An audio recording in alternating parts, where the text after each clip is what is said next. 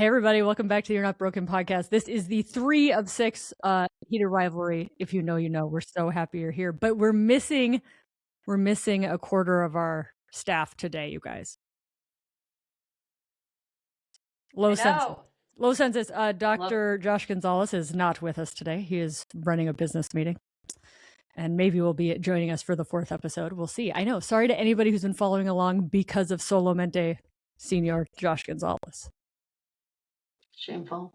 I know, shameful. You guys, it's better. I mean, to all the podcast listeners, they were listening last week to episode 2, and now it's episode 3. But actually, a lot has gone. We've missed an entire month, and we've got to catch back into Heated Rivalry.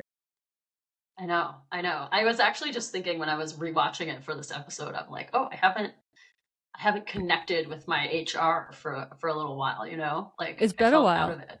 We should define for the people what a reheat is. I was deeply, deeply excited to reheat. It has been a while, and it was lovely. It's so a reheat basically means for Heated Rivalry fans that you're going to go back and rewatch. So statistically speaking, most people who've watched Heated Rivalry have reheated. It's something you watch multiple times. Maybe that's a hot flash. A reheat is a hot flash? For people who maybe, maybe, I like that. Yeah, like something to do with hot flashes. There's a joke to be made about hot flashes. I think Heated Rivalry is a very regulating to your nervous system. I do feel it calms me. Dysregulates it. I feel more. Like that. I mean, we're gonna get to the 4th episode, but the 4th episode, I remember the first time I watched it, I couldn't sleep. I was so amped up after it, and I feel the 4th episode is fast paced. In stark contrast to episode 3. It's all montages. Wait, are we sticking to 3? We'll stick with 3. Montage, go to 3. But I love a good montage. I timed the montage, so we will talk about it. It's just never ending montages. Yeah, and I'm not mad about it at all. A little bit dysregulating. Oh yeah. Okay, episode 3, in which we meet Kip. We already know Scott Hunter, in which we meet Kip and Scott Hunter. Very polarizing episode. Well, I was going to say, I mean, Rachel had expressed that she's not as interested in this relationship. So, I mean, obviously. That's an understatement, Ashley. Tell us how Rachel really feels. Girl. No, you know what? I actually will say, I think there are a lot of nuggets to gain from episode 3 and a lot of beautiful moments and very cool imagery. I love the banana socks. As a urologist, I just must say I love the banana socks. I love the innuendo there. I'm all about the banana socks. I think it's great. I think to me though, the main characters are yawn boring and sort of just, I don't like them very much. I'm going to say it. It doesn't do it. It's too cookie cutter. But it's not as real. And I know that's the point. I know it's the point, but the I'm big into the other characters make it gorgeous, right? All the friends. I'm going to say Kyle's my favorite character. He says almost no words, and yet they say, thank you, Kyle. Thank you, Kyle. They talk about Kyle who runs the bar all the time. Love Kyle, love the dad, love the woman who works at the smoothie place, and then his best friend, the dad. Those are all fantastic characters that are supporting what I find to be slightly mundane. I don't know. The story's a little too Hollywood for me. I think, to me, I'm it's there for a reason. It is showing us the mature relationship within a world of hockey where he can't be himself. Hunter is brutally honest within that relationship, but completely dishonest with his public persona and who he actually is. And I think that juxtaposition is there for a reason. I think it's there to make a point. I think it comes off very trite. It's too too forced. They get too intense too quickly. He's too in love too quickly. And I think they needed a little bit more build up into why he is so into this smoothie guy. Because that's what happens to people in real life. I looked at when my husband came over on our first date, I was like, he's the one. No, there comes a part in your life where you've done all of the other shit. Scott Hunter is old. In he's in hockey years. How old is he in dog years? No, but they I don't know hockey dog years. Translation. I don't have that calculator. Is he in his 40s, 30s? How old is Scott Hunter? They talk about I him don't as know, like but they just say ancient. he's old. Yeah, but old in like sports old is like Oh, he's probably 28. like 38 or something. Yeah. Yeah, Well, he's probably like the 30. boys Yeah. are like 20.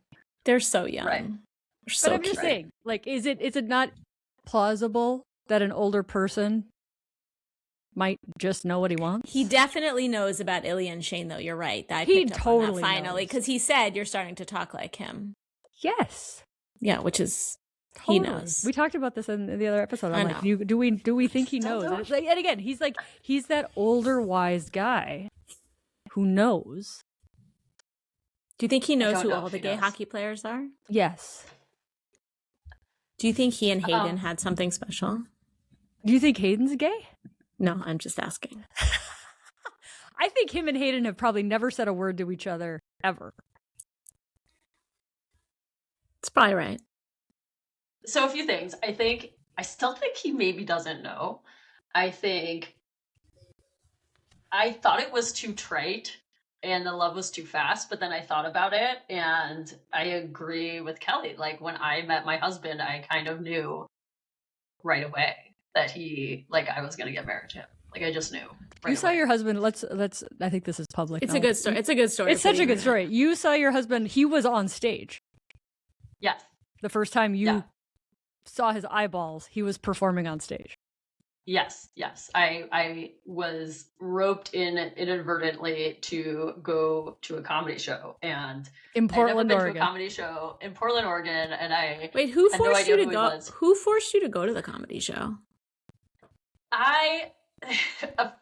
Basically, I had moved there, and one of the general surgery residents from New York City was also doing a fellowship there, and he somehow, this is so unnecessary details, but he was very Italian and somehow became really good friends with all of the Italians in Portland, like the really Italians, and they were all friends with this woman who was friends with the publicist,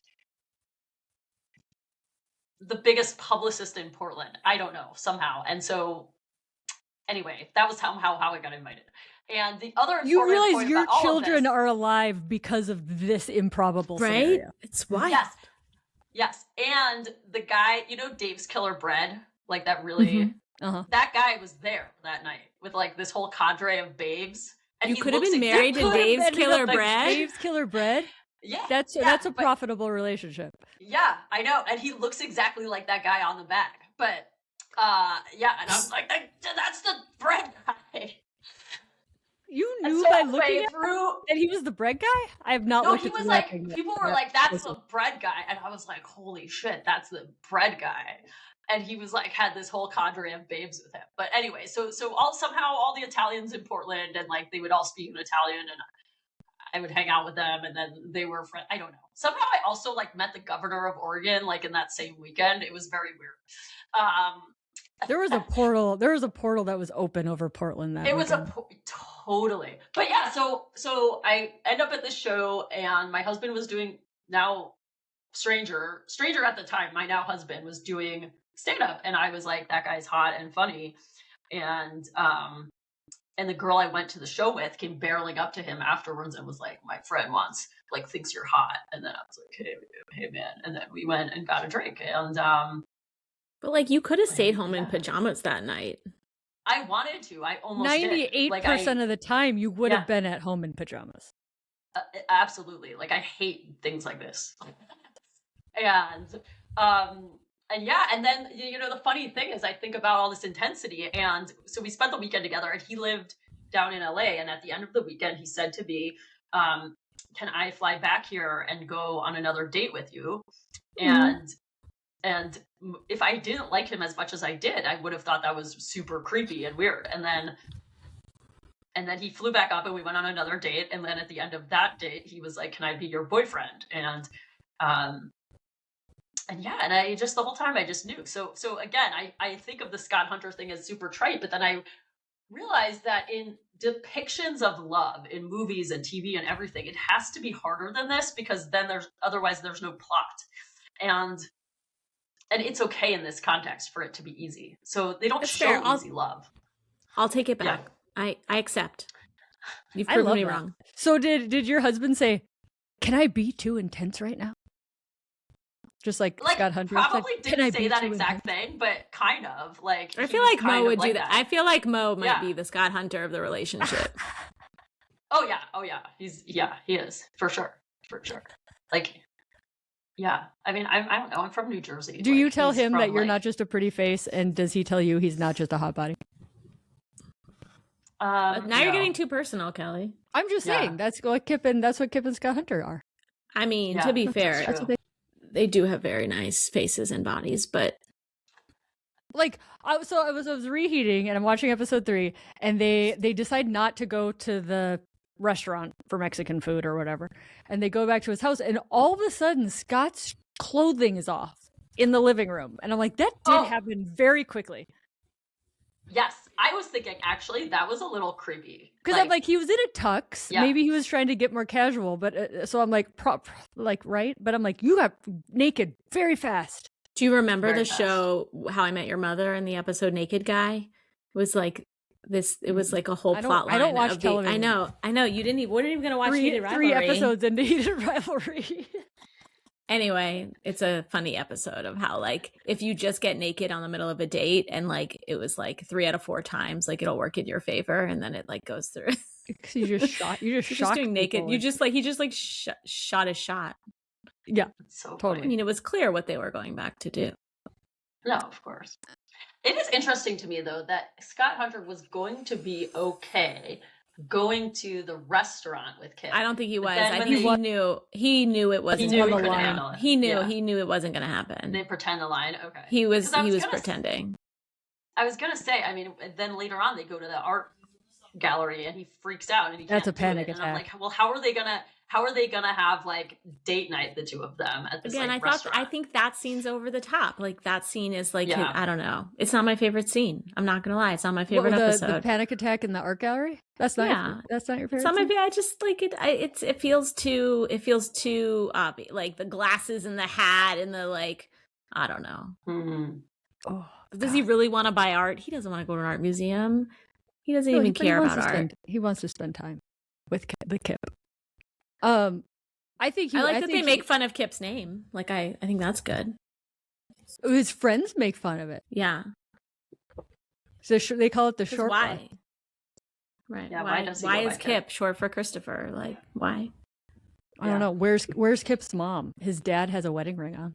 Do you think his dad's gay or straight? That's my question. I think Definitely gay. Definitely gay. I You think think gay. the dad's gay? I think the So dad's So gay. he was gay. probably raised by. You think he was just raised by a single dad, or you think his dad? he Maybe, had but two his dad dads? has a ring on.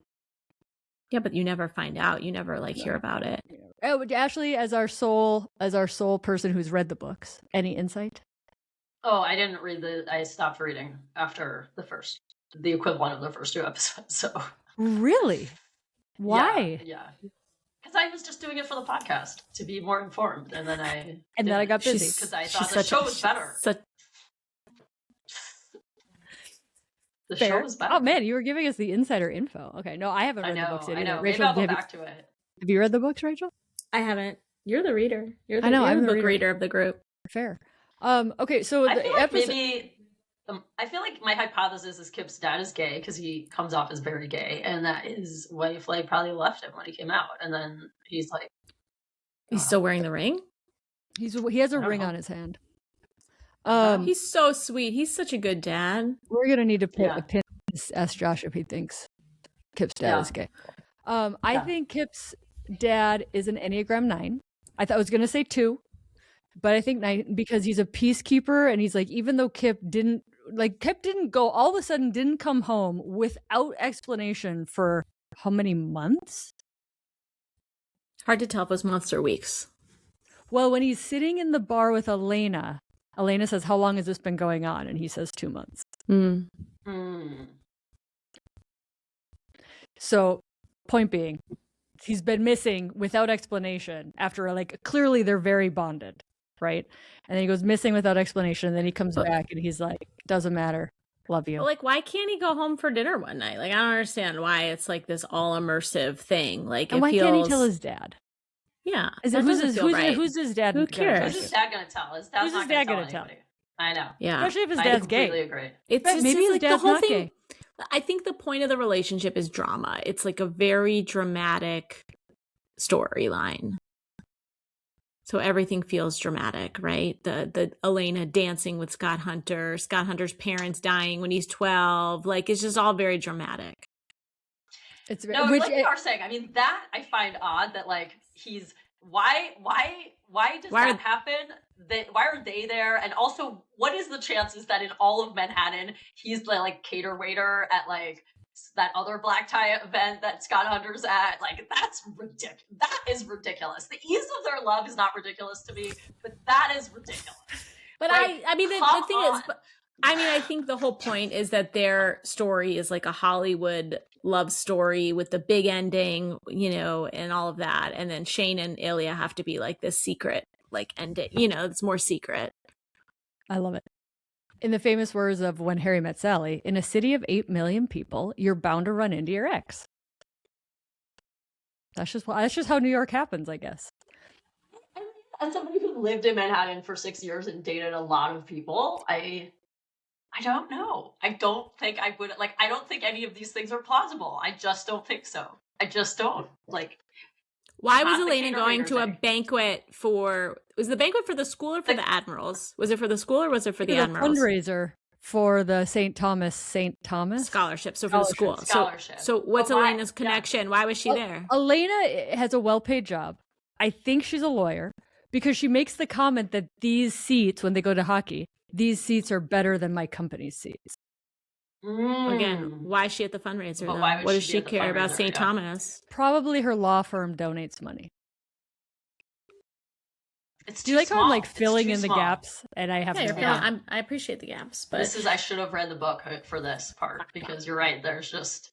But then there is foreshadowing because she says he wants sunshine, right? And then when they have the big ending, right? The song of You're My Sunshine. So what Jacob Tierney says in a side interview, had he not gotten the rights to that song, he was going to have to rewrite the script that had already been written because that was leading up to the song, the Sunshine song. Wow. Which is a good song. Which is a very good song. Very good. Very good. To me, I'm like, if for anybody who's seen Heated Rivalry and hasn't reheated it, there's so much depth in it that you pick up the second and the third and the fourth time. Like it is a gift that keeps on giving.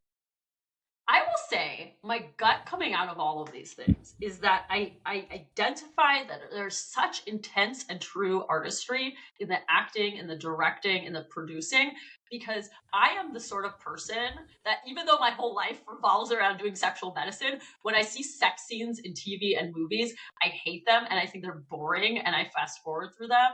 And these scenes, these, you know, loving scenes and the sex scenes and the Scott Hunter being intense scene, they actually give me feelings like that physical rush, that new relationship energy, right? These are the things that make people, I don't know, go back and make Jane Austen remakes 800,000 times, right? And people obsess over that and like make movies about people making movies about Jane Austen books. And like, that is actually so incredibly hard to achieve.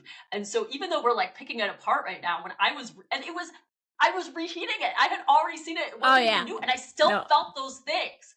It's spectacular. That's incredible. Yeah. It's spectacular that it's the longing, it's the energy, it's the chemistry, it's the like hotness. It's like, it is like the emotion that goes in with the longing, the like wanting something so bad that you need it right now, not being able to get it's like so incredible, like how much, and it doesn't matter who has what genitals or what, like it just works. I think it works. Yeah, I agree. I was thinking about this today. I was thinking about the rap musical Hamilton. And one of the reasons that Hamilton was so big, I've still yet to see it. It's fabulous. It's on Disney Plus. You could watch it right now on Disney Plus. I don't watch amazing. Television. Here I am, 6 episodes of Heated Rivalry. I don't watch television. But anyways, one of the power moves they said is that it combined rap with history, right? It's like combining these two things that just you never put together. And I'm like, Heated Rivalry put hockey and gay sex together and a bunch of 90s music, right? Like, it's like this stew that you can't replicate and nobody's done it before. And it's so beautiful when you take these crazy different things and put them all together. And then put all the human, like the things that humans crave and want and need and feel, like all of that together with that is like the magic. Like the acting is so spectacular. Like how much is said through text message, how much is said through, facial expression. Yeah, facial expression. I mean, it's unbelievable. How much is said through the music? I mean, well, yeah, and as you're saying about subtle things that they show, right? With the Scott and Kip scenes, when he's coming into the smoothie place and they show his hand next to his phone on the counter and they like zoom in and then the two hands on the counter. And you don't really think about it until you go back and think about it. And then you're like, oh, even this was so intentional, just showing their hands on the countertop and the language of anticipation with that. Totally. How much does Hunter tip Kip in the smoothie place? $100. $20. I think it has to be closer to 100. How much weight? Well, then how much does Shane tip the bartender in episode 4? Oh, when he puts the money on the table and he says, take it back? Yeah, he's like, then you take it. I thought it was just going to be like a 20 because he was going to pay for a beer. Yeah. And that was going to be like the beer money, so it wouldn't have been something probably too crazy, but who knows? He's effing So loaded. if Scott Hunter could have been put a hundy. if Scott Hunter Canadian put hundy. 100 on, is that him trying to pay for sex, or I don't know? I think that was him just saying, I acknowledge your beauty. Is that a thing? Is that a reason to tip? Yeah, I don't know. It was flirting or something. It was like bad flirting. It was a power move. It was a dominance. Yeah. It was a dominance power move. He's peacocking. He's peacocking. I'm here for you to pay attention to me. Do you know what peacocking is? He's peacocking at the end. What's that? Peacocking is when the guys wear fancy socks. They call it peacocking. Like they wear their boring suits and they wear like the banana socks is peacocking. Wait, is that a real Where thing? Do you learn all It's a real thing. It's a real thing. Where do you learn this? I just, you hear things. Rachel also taught me what starfishing is, or being a starfish. I didn't know what that was. What is that when you just like lying there? You just lie there during sex, right? Like a starfish. Okay. Yeah, did you tell me about this? I can't remember. But yeah, I mean, it's just never what's happening. Never what's happening in Heated Rivalry. Nobody, zero starfish, except for maybe Hayden. Oh, Hayden probably starfishes. Can we talk about the vasectomy discussions in this episode? We can. Did they talk about it in episode 3? Isn't that the Hayden episode, or is that episode 4? Oh, 4 is Hayden. 4. Sorry, that's we'll 4. get there though. We'll take notes. Please see. I'm going to put that into. Yeah, no, they do talk about it. Plug for vasectomy. We love vasectomies. We love vasectomies. We're all urologists. Okay, so Shane makes a comment. They're on the ice. Shane. Scott Hunter's in Montreal. Shane makes a comment. Hope next time you choose to show up, because he doesn't do well at away games. Hunter calls him on it, and he says, "You sound like him." And he says, "You fucking heard me, Hollander." And then they have a fight, and the fight's unusual because the game's already ended, and usually you aren't fighting after the game's ended. And Hollander's not a fighter. Yeah. He's a type 9 or something. What is he? What is his type? I don't know this stuff you guys are into. I'm sure the internet can tell us. I haven't. He's a 1? No. I haven't looked up. He might be a 5 because he's a 5. He's very into stats. And like he's talking to his dad. I think this is 4. He's talking to his dad about somebody's hand movements and how well he's playing, and like and his mom and him are into stats, and they're all into stats. He might be a 5. And he needs data, and feelings freak him out. Like feelings are not the first it's saying language. He's a 1. The internet says he's a 1 because he's very like a perfectionist type of person. Ask if he's a 5 though. The internet will tell us whatever we want. Yeah. If you ask chat will just agree to whatever we say. Is this Reddit? I don't know. It's AI. So it must be correct 40% of the time. Before we move off of Enneagrams, I think Elena is an 8 because she's very protective of Kip. It says Ilya is an 8, so you've got that in common with Ilya. That's hot. Very dominant. Very dominant. He knows what he wants. He knows what he wants. 8s know what they want. They don't want to. And 8s don't like. What's the opposite of like who you are, right? Like Ilya is always who Ilya is. There's no covering it up ever or trying to fit in. Like Ilya is always Ilya, and that is very 8. This is all new to me. Ashley's I don't know anything about this. For anyone listening, this is the Enneagram test, and you can take a free test online, and then you can obsess over it with my algorithm is it used to be sexual medicine. Now it's just Enneagrams, and Heated Rivalry is my whole algorithm now. And a little bit of comedy. I'm not mad. And some I'm comedy. not mad about it. A little bit. Did I introduce you to the Enneagram, Rachel? Who did? It might have been you. It's probably you. I was thinking about that today. I'll give you credit. Okay, I'm going to take some credit for that. So okay. What Enneagram type is most likely to starfish? Ooh. Oh. Underdeveloped 2. Meaning like I'm here just to please. I'm here just to please you. It doesn't matter what I want. Interesting. Maybe. Interesting. I don't know.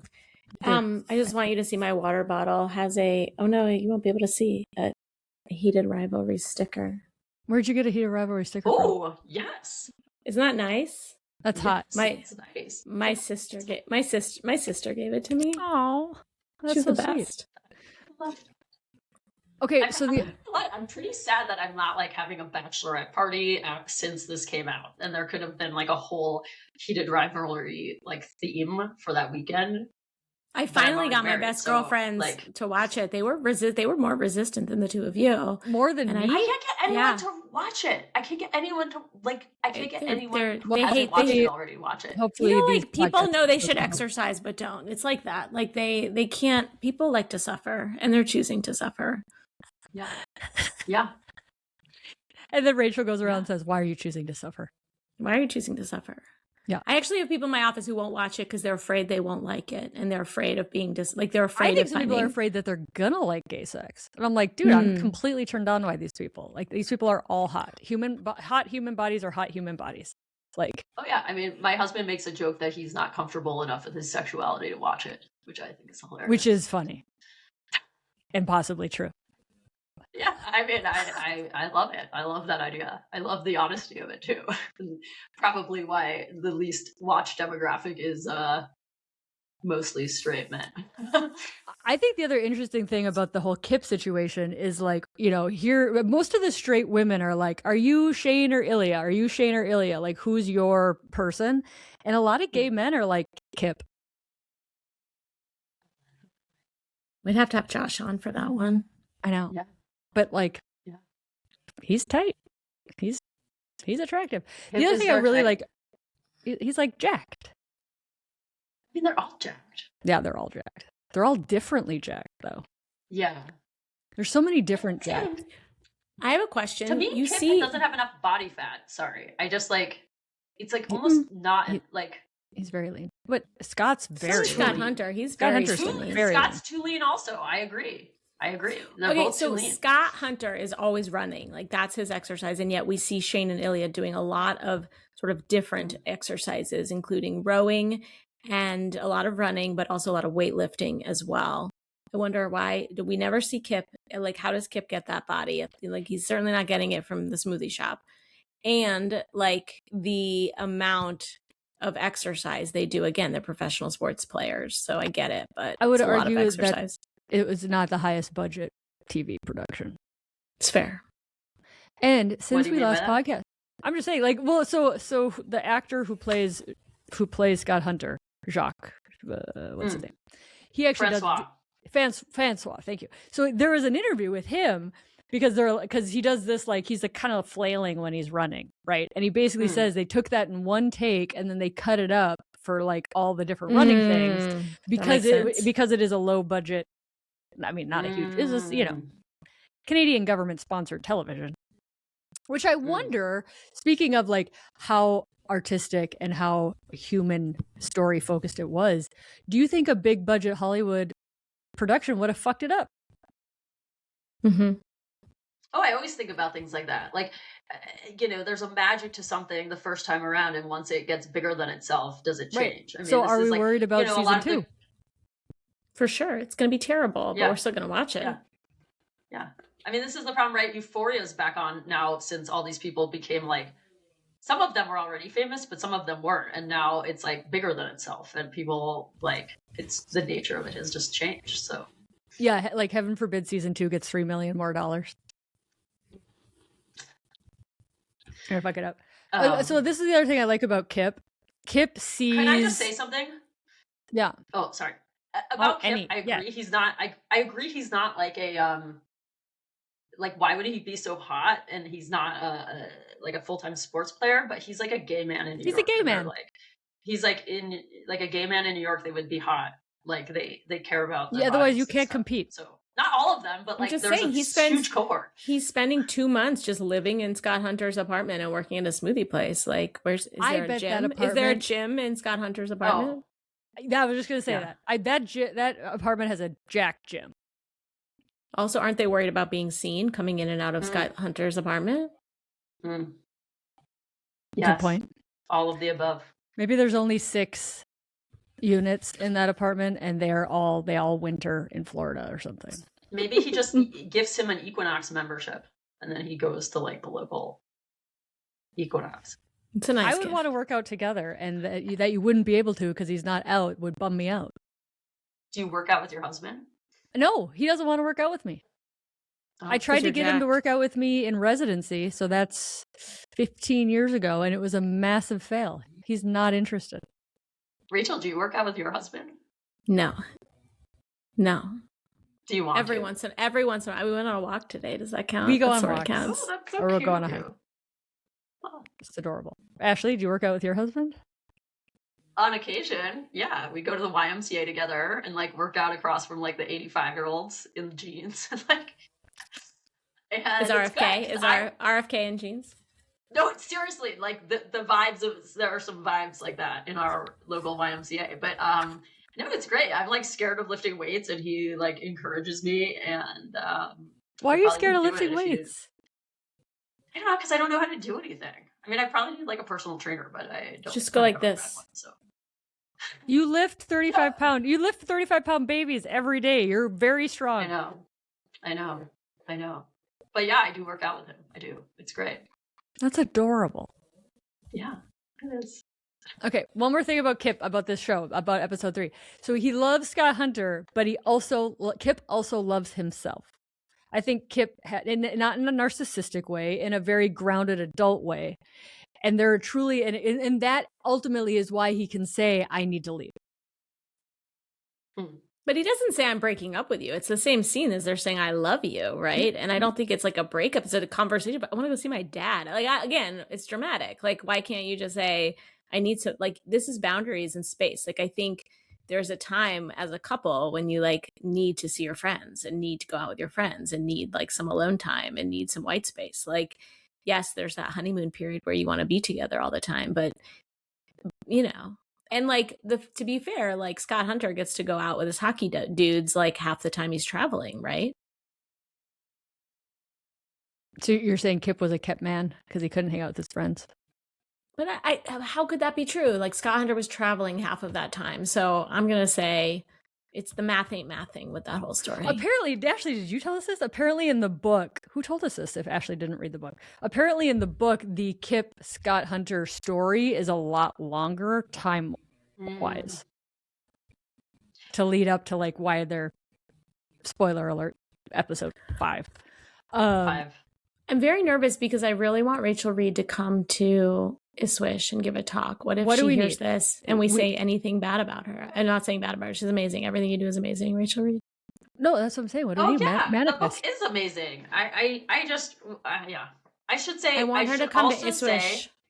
She should come to Ipswich. We're doing 6 episodes on Heated Rivalry because of her. I should also say that when I said I didn't enjoy the book as much as the show, in part, well, the main reason is the person who narrates it on Spotify. And it's not. Is it a man or is it a woman? Yeah, it's some dude, and it's a very like it's a suboptimal voice. Man, the voice can make or break a book. It's very stressful. It's so wretched. It's so wretched. They should have her. I don't think if I ever honestly. write a book, I cannot do I can't. You have to do the audio, and I feel like I can't do the audio. You have to do the audio. I'm not good at People know reading. your voice. I know, but I'm just terrible at reading. So there's something on social media that there is a hockey player who never came out. You guys see this? This is like since we last chatted, this has gone on the internet. So as hockey player, he never came out. He ended up quitting hockey because he's like, I can't live in this and be closeted and blah, blah, blah. Doesn't play hockey for 20 years. Heated Rivalry comes out and he's like, oh. And so then he basically says like, the Heated Rivalry is amazing and this is my story. And he ends up like reconciling with like his former teammates and like now is like helping promote being open in sport. And like Heated Rivalry like helped this guy reconcile his sport passion that he like walked away from. It's a beautiful story. I thought so. Beautiful story. Oh my God. Look what's happening right now. Look what the gonna cat have the back- dragged in. We have so many questions we've been saving up for you. How are you? Oh no. I'm Josh good, how are you? Gonzalez, it will be a rapid fire to wrap up episode 3. Is Kip dad gay? Yes. Well, I don't know. That's maybe me like secretly wishing he's gay. He's I wearing think a ring. I think he is very in touch with his emotional side, which we don't see a lot of representation of heterosexual men having that quality. And so I think it speaks to like a side of masculinity, as does the whole show, that like you don't really see a lot. And I think I attribute a lot of those things to being more gay than straight because of how they're often represented in popular media. But so that's sort of my wishful thinking. But he does seem to be not even just understanding, but like radically accepting of his son. And he seems like the kind of person that wouldn't be. So, yeah. Isn't Why it do you so think- beautiful? why do you think like, Kip do you think doesn't- You go, Rachel. Don't you think everybody wants like a dad relationship like that? Like I think there's Mhm. something to that of like the friend relationships and like you want a dad who's gonna like care about your emotional well-being and like hug you and like support you. I don't know. Like I feel like The unconditional not- love of Kip's not many dad. of us have dads that like behave that way and like see Mhm. those things. And like I feel Yeah. like there's a whole relationship there, that a longing for something like that. And I think it's beautiful that they made it a dad. There's no mom, you know, Mhm. like Mhm. I think it was Like it any was an good Disney interesting story, the mom is dead. for sure. The mom died. Oh, and he had to raise them all on his own and he never got over her. Dude, Yeah. Kip is like Cinderella or whatever. Like, and Yeah. like, But I think in Disney films, it's Somehow- usually like like the charming somehow, prince. isn't it somehow like the daughter's fault that the mom is dead? Like in a lot of fairy tales. They all got Yeah. stuck in the birth canal. Yes. Wait, maybe she died Or the from cloaca, if you're a childbirth. Maybe mermaid. she died from childbirth. Yeah. Oh, gosh. Or maybe she died of a broken heart because Kip's dad's gay. This is what I'm saying. This is what my hypothesis is. Something's Wait, going on let's see, there. Josh, do Yeah. you know what pea-socking is? Socking? No, I don't think so. Instead of peacocking, it's men who wear fancy socks with their suits, and it's like a peacock. So I like have the not heard. banana socks are pea-socking. Okay. Is that like where It's did you not get that sexual. term from? It is not sexual. Yeah, It's I was real. automatically thinking of docking. I Yeah. know. I know. Yeah. You went sexual with it, and you didn't Yeah. have to. Where did you hear about Actually- pea socking? I don't know. I just hear things. People tell me things. Actually, the urologic pathologist at Cornell, where I did residency, was always peacocking. Right? Like You remember oh, that? yeah. I Like, think and he- a- oh, for sure, it was I think so the majority peacocking. of male urologists. Yeah, peacock. male urologists do a lot of Peacocking. peacocking. Yeah. See also Yeah. pediatric male urologists. It's very specific. Yeah. Much higher Yeah. percentage of peacocking. In that Yes. I would say it's that group and then old eccentric gay men that pea sock. Like young, hip gay guys, they're not usually pea socking. They don't need to peacock. They don't need Okay. to. My fucking They don't need self. to. They're allowed to have flair other places in their life. Right. Yeah. Before Kind of like we the bow tie phenomenon. It's like the Oh God, yeah. Josh, was it worth missing half this episode for the meeting? Like, was it a good meeting? It was a good meeting. It was It a was good productive. meeting. Did you go over Would you P&Ls? like- would you like was to it like share? P&Ls? It was very like a, P&L. It was very okay, Excel I love a good, spreadsheet. I love It was a good very P&L. like, yeah. I'm thinking what a targets are we hitting? What targets are we not hitting? I'm Yeah. thinking like Is that a a sexual urologist term there? Yeah, P&L. exactly. Like how far is the cum shooting? Are we hitting the target? Like that kind of conversation. Sorry, it's inappropriate. Is more L3 and needed. Josh, can you please tell all of our audience what you're working on and where they can buy it? Yeah, it's this guy right here. It's called Popstar for the audio only. It's called Popstar. It's a OTC. volume and taste enhancer. So it's an over-the-counter supplement meant to increase the size of your ejaculate volume and somewhat neutralize and partially sweeten the taste. So have you done studies? Because I'd like to do studies in my office. I have not done volume studies, studies and taste we have studies. done just patient and customer reports, Okay. but we have not actually like measured. We at one point thought about doing like semen analyses, at least to just check volume, but that just gets really expensive. So, have guys just ejaculate in a cup and get a syringe and draw it up, and then they can measure, and then they can be like, "Oh, look how much ejaculate I have," and I can be so excited. Yeah. We haven't done that. Is it taste test? Is ejaculate volume correlated with testosterone level? So there's an interesting relationship. Well, there's an interesting relationship with testosterone in general because, right, like there's a decline in volume that happens as men age naturally, and that sort of mirrors the effect of testosterone declining. Clomid is one of the medications that we sometimes put people on to improve their semen parameters, one of those being volume, right? And that increases testosterone. But testosterone replacement therapy can actually cause a decline in ejaculatory volume as well. So like some guys get put on testosterone replacement therapy and notice a decline in their ejaculatory volume. So because of shrinkage? I think so, but like only 5% of the ejaculate volume is like sperm, right? So that's like the only part that's coming from the testicle. Yeah. So you would think it wouldn't be that much, but yeah. Fascinating. Yeah. I don't think we know exactly all of the things that it's doing to the other organs that are important, like prostate and seminal vesicles. If like testosterone below a certain threshold would cause atrophy of the prostate, you'd think giving testosterone would help the prostate be more of a prostate. Be all in and make more lubrication, right? Like makes oils. More research. Yeah. You know who should fund this? HHS. Where call up where's those dudes. Where's the semen volume? Where's the ejaculate volume studies? American men are under semen. We are under semened. I think that HHS, more specifically Cornell, got into some trouble about doing ejaculatory studies already, so they probably don't want to have anything to do with it. The AUA has been very quiet about that. No comment. Josh, what is your overarching thoughts about Kip and Scott Hunter? I love that. Like, I dare I say I like actually enjoyed that part of the series even more than the main characters. Tell us more. I mean, I just think like it's such a beautiful relationship, and we spoke about this kind of, I think, a little bit last time, but I love the episode focused specifically on them.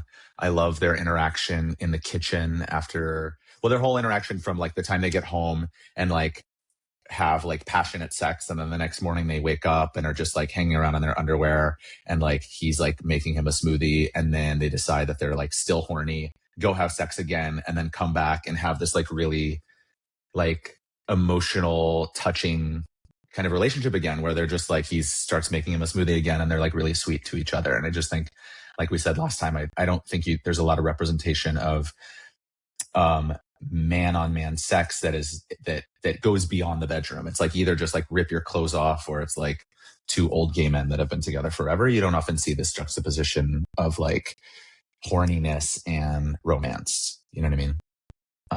So much in all representations of love in television. It's like either this you know, passionate, sexy, new relationship energy, or it's like the people who have settled down. And like, definitely in popular media, we haven't become comfortable with the full complexity of gay male love.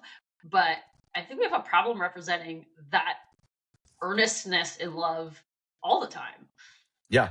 And that they can exist like literally from one moment to the next, right? Like you can like finish having sex with someone and just be like, do you want to have breakfast? Like, you know, like let's do this now, this like romantic, you know, thing together. Cause that's real life, right? I mean, but that's not really like you're saying how sexual and romantic love is represented on screen. I love it. Let's wrap this because I know we're all super excited for episode 4. But Rachel, there's one story that I said we must talk about when we're doing this. And this is you getting into an Uber in California and finding out that the Uber driver was a porn star. This happened. This is a real story. So we just want to, could we wrap with that story? Because I just feel like we need to know, we need to talk about it. I don't know what it has to do with, where in California? Okay, I don't know what it has to do with Heated Rivalry, but I'm here for it. So I flew into LAX a couple weeks ago to speak to 3,500 primary care clinicians. I was keynoting a conference to teach them about how to prescribe hormone therapy. And the company like pays you to get picked up at LAX. So I walk out of LAX, this big black car comes to pick me up, and this guy gets in. He says, "Where are you going?" I was going to Anaheim, so it was a long drive. And he asks me what I do, why I'm in California. And I say, "Oh, I'm giving a talk. What kind of, what do you do?" "I'm a doctor." "What kind of doctor are you?" Of course I say I'm a sex doctor, because why hide it? And then he like lit up like a Christmas tree. And he was so excited to tell me that he has been working in the porn industry for like 20 years and he got it started. And then we proceeded for the next 45 minutes to talk about his, like, of course, we now both follow each other on Instagram, and he has won many awards. He has a Wikipedia page, and he has won many awards, and some which names are so downright wildly hysterical. And he has his own toy line, and he's What's like his he's screen like name? Can I ask? Yeah, I'll text it to you. I'll text you his stuff. So he's been, he's sort of like the LL Cool J of the porn industry. That's kind of what his shtick was. Anyway, we had a hysterical conversation, and we like knew similar people, and it was just like a very sex positive, talking about sexual health. And it was super interesting. It was like, and it like makes me think. It was like I go from talking to your grandma about preventing UTIs and why she needs vaginal estrogen to like being able to have conversations with porn stars, right? In Ubers. Like it was like so lovely. He was just lovely. And I was like, my life is amazing. I love the stories of my life. They are so much fun. Does he do gay porn or straight porn? I think it's mostly straight porn. Okay. But I